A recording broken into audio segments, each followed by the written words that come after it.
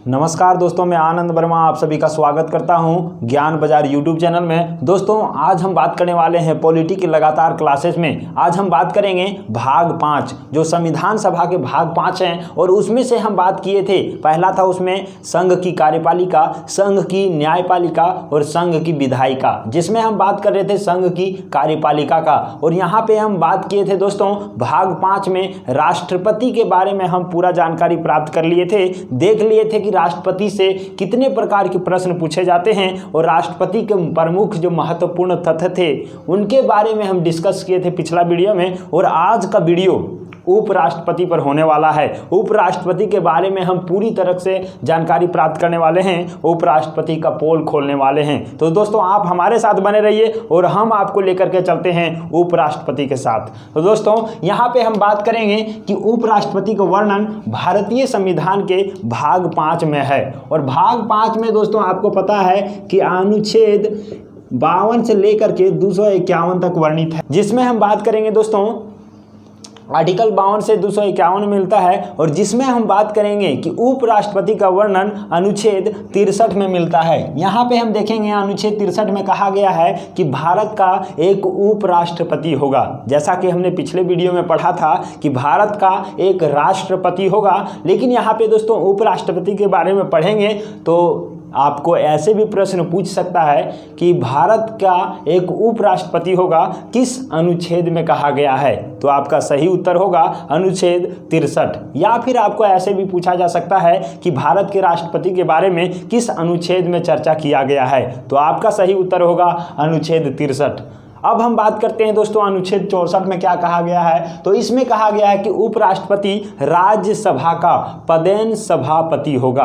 अर्थात उपराष्ट्रपति जो होगा वो अपना पदभार राज्यसभा के सभापति के रूप में करेंगे और वही राज्यसभा का सभापति होते हैं और उसी के आधार पर ये अपना कार्य संपादित करते हैं। अब यहाँ पे हम बात करेंगे आर्टिकल 66 का। आर्टिकल 66 में कहा गया है दोस्तों कि निर्वाचन इसका किस प्रकार से होगा। उपराष्ट्रपति का निर्वाचन, इसके बारे में कहा गया है कि उपराष्ट्रपति का निर्वाचन उसी आधार पर होगा जिस आधार पर भारत के राष्ट्रपति का निर्वाचन होता है। और राष्ट्रपति का निर्वाचन अनुपातिक प्रतिनिधित्व प्रणाली की एकल संक्रमणीय मत पद्धति के द्वारा किया जाता है। और दोस्तों, उपराष्ट्रपति का भी निर्वाचन इसी आधार पर होगा, अनुपातिक प्रतिनिधित्व प्रणाली की एकल संक्रमणीय मत पद्धति के द्वारा ही होगा। तो यहाँ पे हमने ये देख लिया कि एकल संक्रमणीय मत पद्धति के द्वारा ही होगा। अब यहाँ पे बात करते हैं जैसे कि राष्ट्रपति का जो है निर्वाचन, उसमें एक निर्वाचक मंडल के द्वारा होता था जिसमें लोकसभा और राज्यसभा के निर्वाचित सदस्य और राज्य विधानसभा के जितने भी निर्वाचित सदस्य थे वो भाग लेते थे। और साथ ही हम देखे थे कि दिल्ली और पांडिचेरी के जितने भी राज्य विधानसभा के निर्वाचित सदस्य थे वो वहाँ पे भाग लेते थे। तो यहाँ पे बात उठता है कि ये जो हमारा उपराष्ट्रपति है उसमें किनका किनका भागीदारी होगा। तो दोस्तों, यहाँ पे आपको याद रखना है कि लोकसभा और राज्यसभा के सभी मनोनीत तथा निर्वाचित सदस्य इसमें भाग लेंगे और उसी के आधार पर उपराष्ट्रपति का चुनाव किया जाएगा। और जितना भी सारा प्रोसेस है वो राष्ट्रपति के समान इसका प्रोसेस होगा। जो भी होगा सारा कुछ निर्वाचन का प्रोसेस राष्ट्रपति के अनुसार ही होगा। आप राष्ट्रपति का वीडियो नहीं देखे हैं तो जल्दी से जाकर के प्लेलिस्ट में देख लीजिएगा राष्ट्रपति का, और वहाँ से आप यहाँ पे देखिएगा तो और बेहतरीन तरीके से आपको समझ में आने वाला है। अब हम बात करते हैं कि राष्ट्रपति जो उपराष्ट्रपति होते हैं वो उपराष्ट्रपति बनने के लिए कुछ योग्यता होनी चाहिए।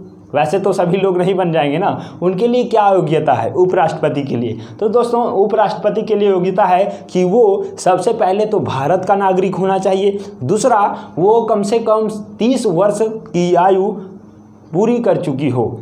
और तीसरा यहाँ पे बात आता है दोस्तों कि वो राज्यसभा का सदस्य निर्वाचित होने के योग्य हो। मतलब क्या है कि राज्यसभा का सदस्य की योग्यता रखता हो, तो इस आधार पर उसे उपराष्ट्रपति बनने का अवसर प्राप्त हो सकता है। और क्या होगा, लाभ के पद पर ना हो। तो इस चारों पांचों योग्यताओं के आधार पर उपराष्ट्रपति बना जा सकता है। यहीं पे हम बात करते हैं दोस्तों कि ये यदि उपराष्ट्रपति कोई बन गया तो उसका कार्यकाल भी निश्चित होगा। जैसे जितना भी पद है उसका क्या है, नियुक्तियां उसका हटाने का भी प्रोसेस है और उसका कार्यकाल भी फिक्स किया गया है। तो उपराष्ट्रपति का कार्यकाल मुख्यतः 5 वर्ष का होता है।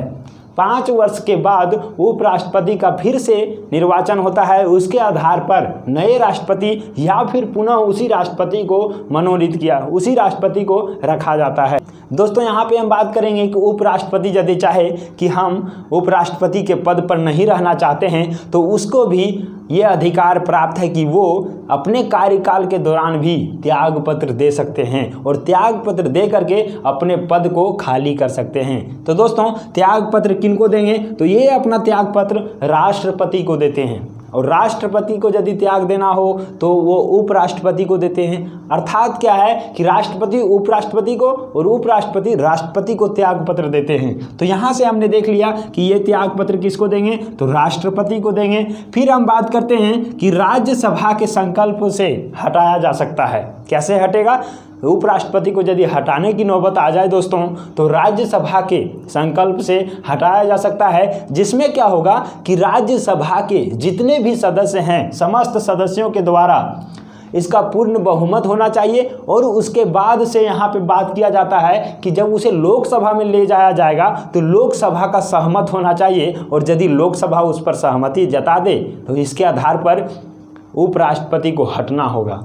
और दोस्तों इस अनुसार से हमने देख लिया कि उसे हटाया जा सकता है। अब हम यहाँ पे बात करते हैं कि ये जो है उपराष्ट्रपति की पद रिक्त कैसे होता है। तो रिक्त होने का हम देखेंगे कि 5 वर्ष कार्यकाल पूरा हो चुका है, तो यदि 5 वर्ष हो गया किसी भी उपराष्ट्रपति का तो उसका पद क्या होगा? रिक्त हो जाएगा। और यहीं पे हम बात करते हैं कि कोई ऐसा उपराष्ट्रपति हो जो अपने स्वेच्छा से त्याग पत्र दे दिया हो तो वो भी क्या होगा?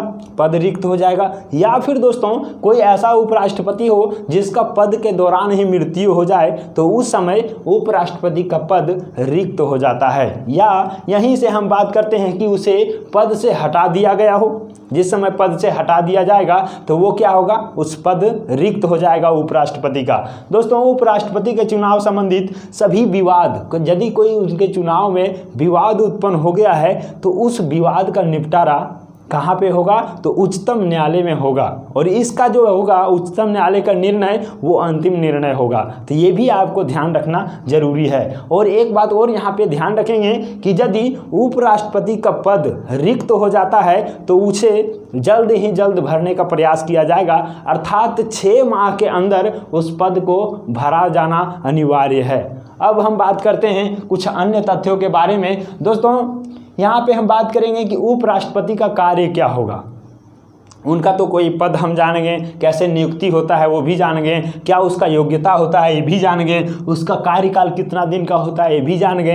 अब उसका क्या हम जानते हैं कि उनका कार्य क्या है। तो कार्य के बारे में देखिए कि सबसे पहले तो हमको पता है कि ये जो उपराष्ट्रपति होते हैं वो राज्यसभा के सभापति होते हैं, ठीक है। और सभापति होते हैं तो उसके आधार पर हम देखेंगे कि सभापति के रूप में राज्यसभा का क्या करते हैं? कार्य करते हैं। जो भी राज्यसभा का कार्य होगा वो कौन करेंगे?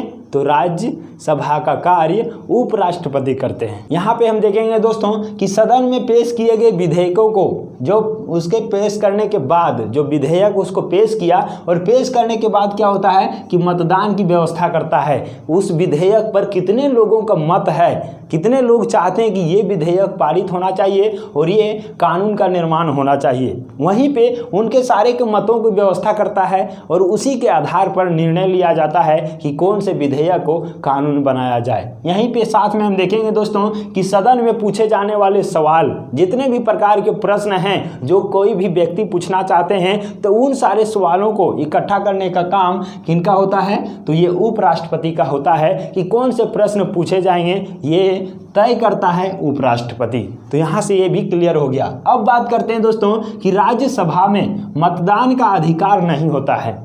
राज्यसभा का तो सभापति होते हैं, लेकिन राज्यसभा का कोई ऐसा बिंदु या फिर कोई ऐसा तथ्य जिस पर डिस्कस हो रहा हो और उसमें बहुमत की ये मतदान करने की आवश्यकता पड़े तो राज्यसभा के रूप में ये सभापति के रूप में उपराष्ट्रपति अपना मतदान नहीं कर सकते हैं, लेकिन दोस्तों वो अपना निर्णायक मत दे सकते हैं कि ये जो है इस प्रकार से किया जाए तो बेहतर रहेगा, इसमें ये सुधार किया जाए तो बेहतर रहेगा। अर्थात हम कह सकते हैं कि वो अपना निर्णायक मत दे सकते हैं, लेकिन मतदान करने का अधिकार उनको नहीं है। कहाँ पे? राज्यसभा में। तो इस तरह से हमारा ये भी क्लियर हो गया। और एक चीज़ और हम जान लेते हैं, ये जो उपराष्ट्रपति होते हैं ये दिल्ली विश्वविद्यालय का पदेन कुलपति होते हैं। ये तो पता है कि जो भी उपराष्ट्रपति होंगे या राज्यसभा के जो सभापति होंगे वही क्या होते हैं? दिल्ली विश्वविद्यालय के कुलपति होते हैं, पदेन कुलपति। ठीक है, यहाँ से ये भी हमारा क्लियर हो गया। दोस्तों यहाँ पे हम बात करेंगे कुछ महत्वपूर्ण तथ्य क्या, और उसमें ये है कि यदि किसी कारणवश उपराष्ट्रपति का पद खाली हो जाता है तो उस समय उपराष्ट्रपति का पद खाली हो गया तो उस समय क्या होगा? तो उस समय क्या किया जाता है कि राज्यसभा जो है उसका जो सभापति नहीं, उपसभापति, अर्थात कह सकते हैं कि राज्यसभा का उपसभापति उस समय उपराष्ट्रपति के रूप में कार्य करने लगता है।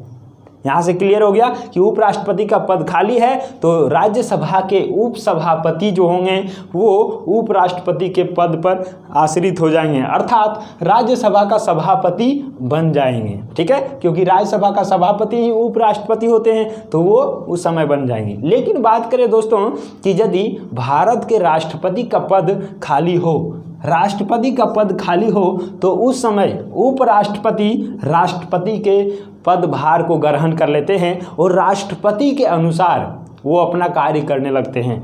और उस समय जब राष्ट्रपति के पद पर उपराष्ट्रपति आसीन हो जाते हैं तो सारे शक्ति उपराष्ट्रपति को राष्ट्रपति की शक्ति प्राप्त हो जाता है और वो अपना निर्णय राष्ट्रपति के रूप में लेते हैं। तो यहाँ से उसका वेतन और भत्ता जो भी होता है वो उस समय राष्ट्रपति के रूप में ही दिया जाता है। दोस्तों यहाँ से आप देखेंगे कि यदि सारा काम राष्ट्रपति के रूप में करे तो उसे वेतन भत्ता भी उसी के अनुसार ही दिया जाएगा, उतना अधिकार उसको प्राप्त हो जाएगा। लेकिन ये कब तक होता है? तो ये अधिकतम 6 माह तक ही होता है। 6 माह तक ही होता है कि उपराष्ट्रपति राष्ट्रपति का पद ग्रहण कर सकता है। लेकिन दोस्तों इसे अनुमोदित करके और भी बढ़ाया जा सकता है, तो बढ़ाने के लिए अधिकतम 1 साल बढ़ा सकता है। लेकिन यदि 1 साल से भी बढ़ाना हो तो उसके लिए निर्वाचन आयोग को ये साबित करना होगा कि अभी ये चुनाव कराना संभव नहीं है और उस आधार पर इसे और भी बढ़ाया जा सकता है। तो यहाँ से आप इसको क्लियर कर लिए होंगे। दोस्तों यदि यहाँ पे हम बात करते हैं कि उपराष्ट्रपति उस समय ना हो और राष्ट्रपति का भी पद खाली हो जाए तो उस समय उच्चतम न्यायालय के मुख्य न्यायाधीश राष्ट्रपति के रूप में अपना पदभार ग्रहण करते हैं। कब होगा ये? जब उपराष्ट्रपति उपलब्ध नहीं होंगे, उपराष्ट्रपति का भी पद खाली हो और राष्ट्रपति का भी पद किसी कारणवश खाली हो जाए तो उस समय तत्काल के लिए उच्चतम न्यायालय के मुख्य न्यायाधीश राष्ट्रपति का पदभार ग्रहण करते हैं और उनका संचालन होते रहता है और इस प्रकार से शासन व्यवस्था चलती रहती है। तो यहाँ से हमने ये सारा कुछ देख लिया। दोस्तों बात करते हैं कि उपराष्ट्रपति का जो उम्मीदवार होता है उसके लिए 20 प्रस्तावक होते हैं और 20 अनुमोदक होते हैं।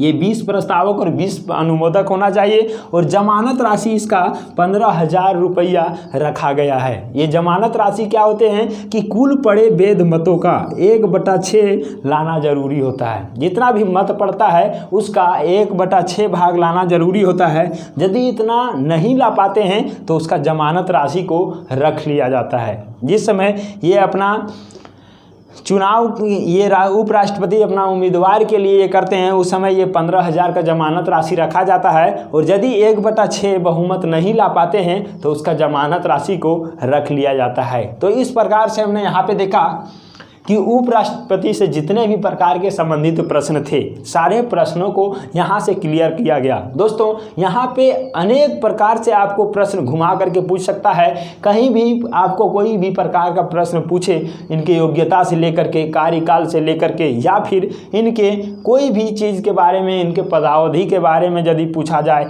तो आप इसे बहुत ही आसान तरीके से बना पाएंगे, बहुत ही आसान तरीके से इसे सॉल्व कर पाएंगे। दोस्तों ये जो मैं बता रहा हूं आप इसी को पढ़ करके आप सभी प्रश्नों को नहीं बना पाएंगे क्योंकि बहुत सारे प्रश्न होते हैं। तो मैं आपको सजेस्ट करूंगा कि आप ऑब्जेक्टिव टाइप के कोई भी क्वेश्चन उठाएं और इस चैप्टर से रिलेटेड जो उपराष्ट्रपति है इनसे रिलेटेड जितने भी प्रश्न हैं उनको आप एक बार बना लें तो आपका कॉन्फिडेंस लेवल और भी बढ़ जाएगा और इस आधार से आपको लगेगा कि जो हम पढ़े हैं वो हम सॉल्व भी कर पा रहे हैं, हमें अच्छा भी लग रहा है। और आप जब क्वेश्चन को बनाने लगेंगे ना तो आपके अंदर से वो कॉन्फिडेंस बढ़ते चला जाएगा और आपको भी लगेगा कि नहीं, बेहतरीन तरीके से पढ़ने से बेहतरीन रिजल्ट आ सकते हैं। तो दोस्तों उम्मीद है कि आपको ये टॉपिक बहुत ही अच्छे तरीके से समझ में आया होगा। यदि अच्छा लगे तो दोस्तों के साथ शेयर भी कर दीजिएगा। तो हम आपसे मिलते हैं नए जोश और नए जुनून के साथ। तब तक के लिए जय हिंद, वंदे मातरम।